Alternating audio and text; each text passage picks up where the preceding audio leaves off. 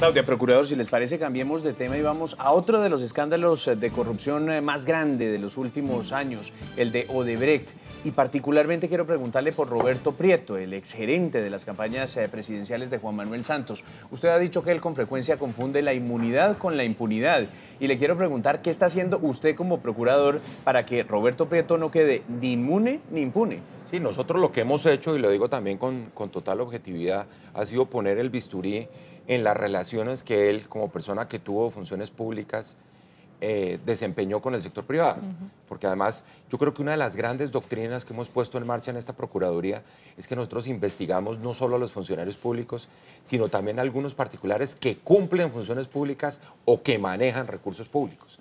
En el caso de Odebrecht, por ejemplo, hemos llegado a los ejecutivos brasileños. Nosotros hemos sido quienes hemos iniciado investigaciones que todo el mundo dice, bueno, ¿y qué le importa una sanción de la Procuraduría a un ejecutivo brasileño? No, es que lo vamos a inhabilitar para volver a contratar, que ha sido parte de nuestra lucha, que aquí hay esquemas societarios en función de la promoción de la corrupción, que son transnacionales además.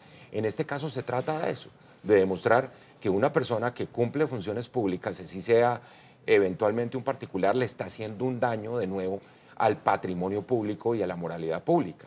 Y que el tráfico de influencias en un momento dado, por concentración de la contratación, pues también es una conducta disciplinable porque hay recursos públicos en muchas entidades del Estado donde presuntamente, y subrayo eso para no tener problemas después, intervinieron sociedades de las que él pudo ser parte en un momento dado. Pero tenga la certeza que en esas investigaciones vamos adelante y vamos con mucha fortaleza también. Es que la sensación también, y uno lo escucha mucho, no solamente de analistas, sino de la gente, es que en el caso de Roberto Prieto las investigaciones iban más lentas. El tema y el escándalo de Market Medios, que es esa empresa de la familia de Prieto que contrató tanto con la Cancillería, el escándalo de la contratación para la Cumbre de las Américas, y se percibe lento el tema de Prieto. Sí, yo creo que pues, la Fiscalía ya ha tomado unas acciones, ustedes lo han visto recientemente, nosotros seguimos con nuestras acciones disciplinarias y repito, como es toda una teoría que se está consolidando desde el punto de vista disciplinario y que es muy importante, de que cuando hay recursos públicos también caen los poderes disciplinarios de la Procuraduría, pues vamos adelante, vamos con paso firme y seguro. Señor Procurador, usted nos habla de la teoría de que las sanciones disciplinarias también tienen que ir para los particulares, pero en el caso concreto de Roberto Prieto, que pues, su familia, la dueña de la empresa, que hicieron todo este tipo de contrataciones para la Cumbre de las Américas y muchas contrataciones con la Cancillería, pues él era el representante de Colombia ante el Banco Interamericano, mientras se podían estar desarrollando contratos de esa empresa familiar con el Estado colombiano. Sí, de nuevo, pues yo tengo que aclarar mi individuo para opinar sobre eso porque hace parte de la investigación. Pero lo que sí les digo es que cuando hay manejo de recursos públicos hay responsabilidades disciplinarias. Procurador, pero hablando de los tiempos que le mencionaba ya Claudia, da también la impresión de que la Procuraduría va a un ritmo y la Fiscalía a otro. ¿Eso es así? Yo creo que los procesos disciplinarios son procesos un poco que toman un poquito más de tiempo, son procesos más autónomos, porque acuérdense ustedes que dentro del sistema acusatorio y dentro de lo que hace la Procuraduría, y me tocó ser el ponente de la Fiscalía en la Asamblea Nacional Constituyente, las potestades de la Fiscalía tienen que surtirse de alguna manera ante un juez, es decir, hay una intervención de otro funcionario. En el caso nuestro tenemos un poder disciplinario que lleva necesariamente a la suspensión, a la destitución o a la inhabilidad, que por supuesto puede ser controvertido ante la jurisdicción contencioso administrativa, pero por ser decisiones, digamos, más drásticas para los funcionarios públicos, aunque son disciplinarios o no penales, toman un poco más de tiempo, esa es la realidad. El caso de Odebrecht, pues obviamente abarca a muchísimos funcionarios, exfuncionarios públicos. Hay un caso concreto que es el de las exministras de Transporte y su pareja, la exministra Gina Parodi de Educación. En la Procuraduría avanza una investigación a propósito de la firma de un COMPES, el COMPES que le da viabilidad económica a la muy polémica adición para hacer la vía Ocaña-Gamarra. ¿En qué estado está esa investigación, señor Procurador? No, estamos en la recolección de pruebas, que ustedes saben es fundamental porque es en la etapa probatoria donde se le da el fundamento a las decisiones disciplinarias. Por supuesto, de nuevo no me puedo referir a ello, pero tengan la certeza que esa es una de las líneas de investigación en donde también avanzamos con mucha firmeza. Procurador, pero en caso de que lleguen a establecer esa responsabilidad disciplinaria, ¿cuáles son las faltas que habrían cometido eventualmente esas dos exministras? Sí, eso hace parte, por supuesto, de la investigación. Bien. Pero no tienen línea de investigación, se investiga por estos delitos o como hace la Fiscalía, se investiga por estos delitos y ustedes investigan por estas faltas disciplinarias. Fundamentalmente por el tema de conflicto de intereses, para decirlo pues con claridad. Claro, vamos a explicarle a los televidentes por qué el conflicto de intereses, porque finalmente la motivación de ese COMPES para dar la viabilidad económica a esa polémica vía tiene que ver con poder generar el desarrollo portuario de Gamarra en las orillas del río, y parte de esos terrenos pertenecen a la familia Parodi. Efectivamente, es allí donde se puede presentar el conflicto de interés entre las dos exministras que firmaron ese famoso y polémico COMPES. Otra zona del país, señor procurador, basado en todo este tipo de noticias también de las últimas horas y porque usted en ese tema, su despacho el año pasado fue muy juicioso, es en Cartagena. Sí. La Fiscalía General de la Nación en las últimas horas acaba de ordenar la evacuación de 16 edificios, estamos hablando de centenares de apartamentos porque no se cumplían las normas urbanísticas y de seguridad de los habitantes, estaban en riesgo si seguían ahí. Usted ha tomado decisiones en el caso del exalcalde de Cartagena. Él es Manuel Vicente Duque, preso actualmente. Desde el punto disciplinario, esas fallas tan graves que encontraron ustedes por parte del alcalde que estuvo suspendido, que por ahora pues esa suspensión pues está en vilo, ¿qué ha pasado? Claro, esta es la forma como se hacen patente las nuevas formas de corrupción en Colombia, porque veníamos con la contratación pública, con el financiamiento de los partidos, pero pareciera de nuevo que es en los temas urbanos donde ha florecido la nueva corrupción en el país, que tampoco es tan nueva. Cuando nosotros fuimos a hablar con las víctimas, porque fue la Procuraduría la primera que inició acciones en esta materia, en abril, o sea, hace más de 9 meses, que llevó a la suspensión del alcalde de Cartagena, ¿qué fue lo que encontramos? Caos urbano. Y caos urbano que era aprovechado, por supuesto, por quienes suelen quedarse con los recursos públicos y saltarse todos los controles. El caos supone que nunca había control urbano y que resulta que los puestos más apetecidos eran los de las curadurías y las entidades de control urbano del distrito de Cartagena. Por eso fuimos tan contundentes en el caso del alcalde, que al comienzo nos dijeron, no, pero es que ahí no hay ninguna responsabilidad. Y lo que después viene a descubrir la Fiscalía es que había un esquema criminal de comportamiento en relación con esas edificaciones. Eso tiene dos connotaciones. Una, que tiene que ver con normas urbanas que no se cumplen. Sí. Que digamos, eso es gravísimo, pero lo peor de todo es que hay vidas humanas de por medio, claro. Que fue lo que demostró la caída del edificio Blas de Lezo y que es la amenaza, según lo ha dicho el fiscal, porque además fue como resultado de unas investigaciones que nosotros pedimos a la Universidad de Cartagena y que dieron resultados para compulsarle copias a la Fiscalía que se dan este tipo de actuaciones. ¿Qué es lo grave ahí? Que no se han tomado las medidas dentro de un plan de acción popular que es intervención judicial de la Procuraduría. Nosotros le pedimos al Tribunal Administrativo de Bolívar que expidiera unas medidas para que tomara el Distrito Especial de Cartagena en esta materia. Muchas de esas medidas no se han tomado. Hay un plan de normalización urbanística. Ustedes recuerdan qué es esto, es falta de licencia, falta de permisos. Edificios, pirámides que aparecen de la noche a la mañana del castillo, al lado del castillo de San Felipe, rompiendo toda esa tradición de patrimonio cultural de la ciudad y nadie lo vio. Entonces apareció cuando ya iban 20 y pico de pisos adelante y la pregunta es ¿dónde estaba la autoridad? Y por supuesto la autoridad estaba escondida en un esquema de corrupción porque responde necesariamente al manejo que se le dio al tema urbano en Cartagena. Y esto se repite en todo el país, que es lo peor de la historia. Lo hemos visto también en Armenia, por ejemplo, con el plan de ordenamiento territorial. A mí poco me quieren los constructores por esa materia, porque el paisaje cultural cafetero está siendo afectado por falta de control urbano, problemas de planes de ordenamiento territorial. Yo he dicho claramente que los planes de ordenamiento territorial lamentablemente se convirtieron en la punta de lanza de la corrupción urbana en el país. Todas nuevas formas de corrupción, que además no son zonas grises puramente administrativas. Ah, no, es que cambiaron la norma urbana, es que eso es un nuevo POT. Entren a mirar detrás de eso quién se está beneficiando, por qué lo está haciendo y qué utilidades le representa a un grupo político que tiene la capacidad de cambiar la norma urbana una circunstancia de esa naturaleza. En el caso de Cartagena ha dicho usted que el alcalde actual, el encargado, no ha tomado las medidas que usted sugirió. Están necesariamente en ese proceso.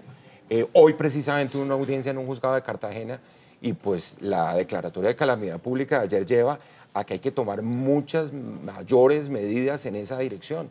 indiscutiblemente Pero se es está una... quedando corto entonces el Claro, alcalde sí, actual. sí, porque además es un problema endémico. Es que nosotros hicimos una primera inspección y aparecieron primero 55, después 76 edificaciones, y yo creo que deben ser más. Y atraviesa transversalmente, yo creo que todas las zonas de la ciudad. Porque en una sola muestra alcalde, piloto que uno se encuentra el 75% sí, de construcciones ilegales, ¿cómo será en el resto? y con el alcalde anterior, con Manuel Vicente Duque, ¿qué va a pasar? Recordaba Claudia que fue suspendido, después ya esa suspensión se detuvo, pero pues porque está preso, ni más ni menos. Pero ¿qué va a pasar en lo no está ni disciplinario? destituido ni inhabilitado. Claro, insisto en que yo no puedo prejuzgar al respecto, pero ustedes se pueden imaginar, esto ya tiene connotaciones penales, disciplinarias, fiscales. Yo creo que aquí entre las tres instituciones de control se ha demostrado que la situación es bastante grave para él en los tres campos de las investigaciones. Mire, procurador, otro de los temas que genera crisis también en Colombia es la atención de salud a los pacientes, tanto del sistema contributivo como del sistema subsidiado. El tema de la EPS Medimás se salió de las manos. Medimás es una EPS muy importante en Colombia por la cantidad de usuarios que tiene que atender. Ustedes recopilaron cantidades de quejas de esos usuarios. Ustedes tienen en suspensión al superintendente de salud por haber permitido esa operación. ¿Qué más va a hacer la Procuraduría y qué más puede hacer la Procuraduría en este sentido? Porque ahí hay una urgencia. Claro. Nosotros tenemos como principio de lo que ha sido la transformación institucional de la Procuraduría, de lo que representa para la gente decirle, mire, aquí hay una institución que es un baluarte en la defensa de sus derechos. Nosotros estamos diciendo, hay una cantidad de derechos que hay que realizarlos, que no se han realizado en Colombia. El derecho a la salud y a la educación, ya hablamos del PAE, hablemos de la salud. Eso no tenía doliente.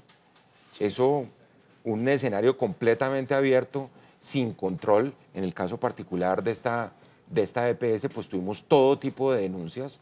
Pensamos que en el proceso de consolidación de la misma empresa prestadora de salud hubo problemas y todo eso se traducía en los derechos del hombre o de la mujer o de los niños que están en la calle. Entonces, la posibilidad de defender derechos por la vía de la función preventiva de la Procuraduría, porque fíjense que un lado es lo disciplinario, que es la guadaña, digamos, decapitando gente, que eso es poco grato, pero lo que sí es grato es de alguna manera indicarle a la gente que uno tiene la capacidad de defender los derechos. En el caso de las víctimas, por ejemplo, del edificio Blas de Lezo de Cartagena, en el caso de los usuarios del sistema de salud, en el caso de los niños, en el programa de alimentación escolar, y eso realmente da una gran satisfacción. Y yo creo que lo que hemos encontrado es un eco, de nuevo, dentro de las veedurías y los ciudadanos.